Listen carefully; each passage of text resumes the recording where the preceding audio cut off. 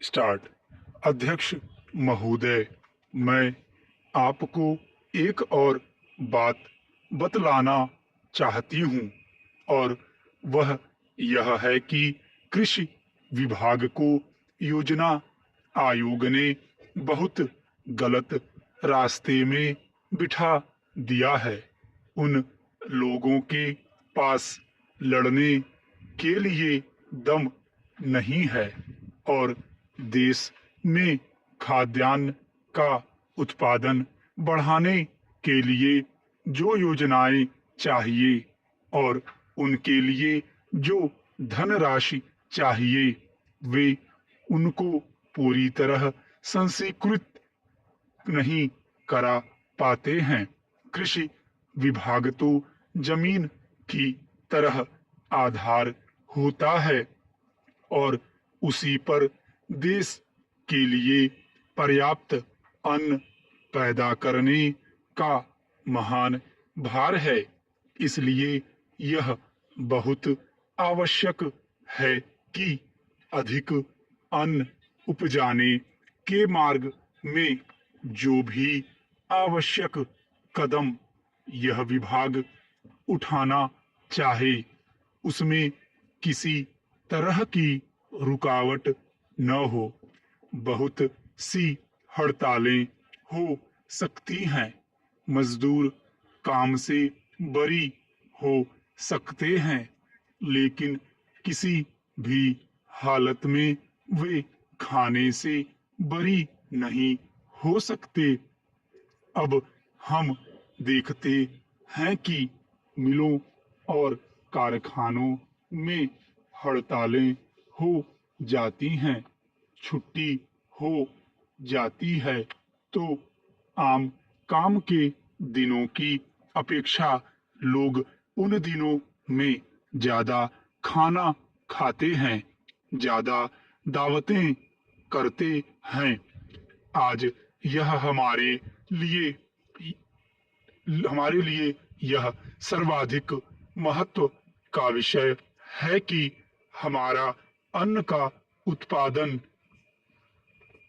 उस गति से बढ़े ताकि हम अपनी खपत से अधिक उत्पादन कर उसका निर्यात कर सकें। सरकार तथा इस मंत्रालय के लिए यह समस्या एक बड़ा सिर दर्द पैदा कर रही है। हर एक विभाग में बड़े बड़े अधिकारी बैठे हैं और हजारों रुपए के बड़े बड़े वेतन ले रहे हैं, लेकिन मुझे दुख के साथ कहना पड़ता है कि उनका दिमाग कार्यालय की मिसिलों और कागजों में लगा रहता है। इस विभाग का काम बहुत ही महत्वपूर्ण है। प्राकृतिक कोप के कारण जो समय समय पर हमारी फसलों को नुकसान होता है, इससे भी अपनी फसलों की रक्षा करने के लिए आवश्यक कदम उठाना इसके जिम्मे है। आज मेरे पास लखनऊ से कुछ लोग आए थे और वे लोग बोल रहे थे कि यहाँ दिल्ली में इस अवसर पर ठंडी हवा चल रही है और आप यहाँ दरवाजे बंद करके बैठे हैं या आराम से लेटे हैं, लेकिन हमारी तो जान खतरे में है। वहाँ ओले गिर रहे हैं और हमारी गेहूं की फसल खतरे में है। अब यह इस विभाग का काम है कि चूंकि हवा में पानी ज्यादा होता है, इसलिए फसल के बचाव के लिए उस पर नियंत्रण किया जाए, जिससे फसल की हानि न हो।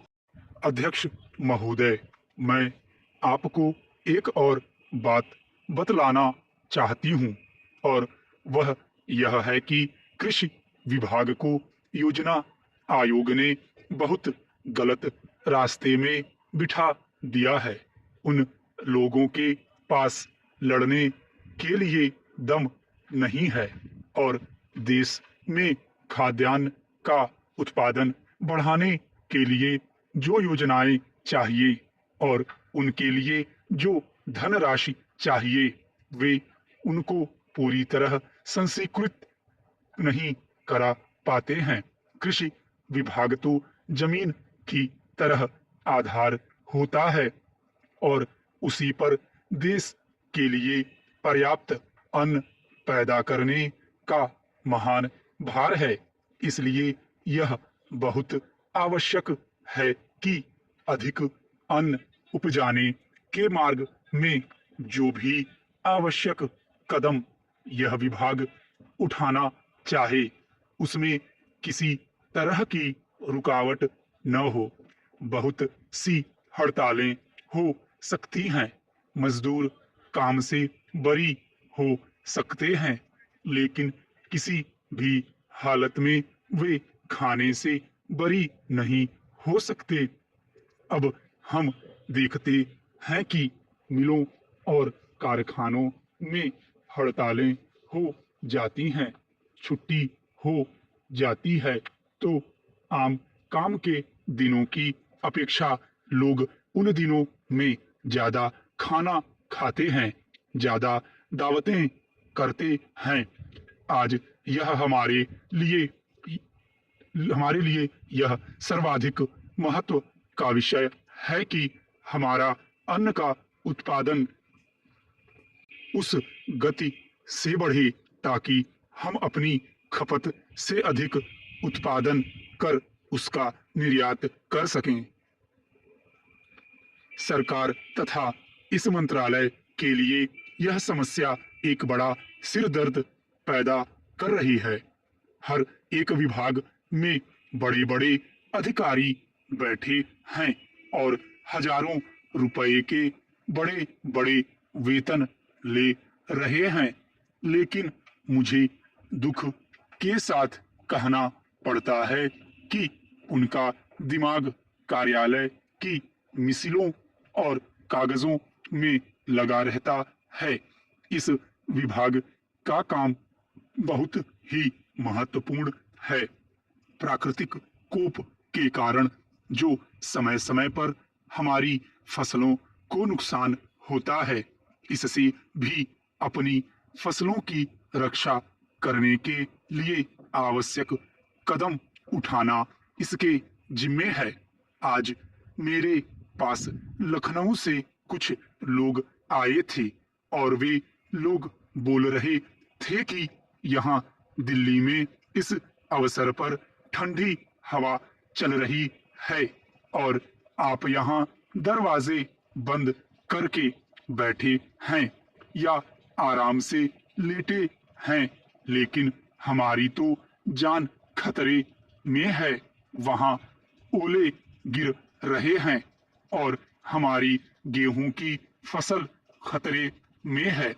अब यह इस विभाग का काम है कि चूंकि हवा में पानी ज्यादा होता है, इसलिए फसल के बचाव के लिए उस पर नियंत्रण किया जाए जिससे फसल की हानि न हो। अध्यक्ष महोदय, मैं आपको एक और बात बतलाना चाहती हूँ, और वह यह है कि कृषि विभाग को योजना आयोग ने बहुत गलत रास्ते में बिठा दिया है। उन लोगों के पास लड़ने के लिए दम नहीं है, और देश में खाद्यान्न का उत्पादन बढ़ाने के लिए जो योजनाएं चाहिए और उनके लिए जो धनराशि चाहिए, वे उनको पूरी तरह संस्कृत नहीं करा पाते हैं। कृषि विभाग तो जमीन की तरह आधार होता है, और उसी पर देश के लिए पर्याप्त अन्न पैदा करने का महान भार है। इसलिए यह बहुत आवश्यक है कि अधिक अन्न उपजाने के मार्ग में जो भी आवश्यक कदम यह विभाग उठाना चाहे उसमें किसी तरह की रुकावट न हो। बहुत सी हड़तालें हो सकती हैं, मजदूर काम से बरी हो सकते हैं, लेकिन किसी भी हालत में वे खाने से बरी नहीं हो सकते। अब हम देखते हैं कि मिलों और कारखानों में हड़तालें हो जाती हैं, छुट्टी हो जाती है, तो आम काम के दिनों की अपेक्षा लोग उन दिनों में ज्यादा खाना खाते हैं, ज्यादा दावतें करते हैं। आज यह हमारे लिए यह सर्वाधिक महत्व का विषय है कि हमारा अन्न का उत्पादन उस गति से बढ़े ताकि हम अपनी खपत से अधिक उत्पादन कर उसका निर्यात कर सकें। सरकार तथा इस मंत्रालय के लिए यह समस्या एक बड़ा सिरदर्द पैदा कर रही है। हर एक विभाग में बड़े बड़े अधिकारी बैठे हैं और हजारों रुपए के बड़े बड़े वेतन ले रहे हैं, लेकिन मुझे दुख के साथ कहना पड़ता है कि उनका दिमाग कार्यालय की मिसिलों और कागजों में लगा रहता है। इस विभाग का काम बहुत ही महत्वपूर्ण है।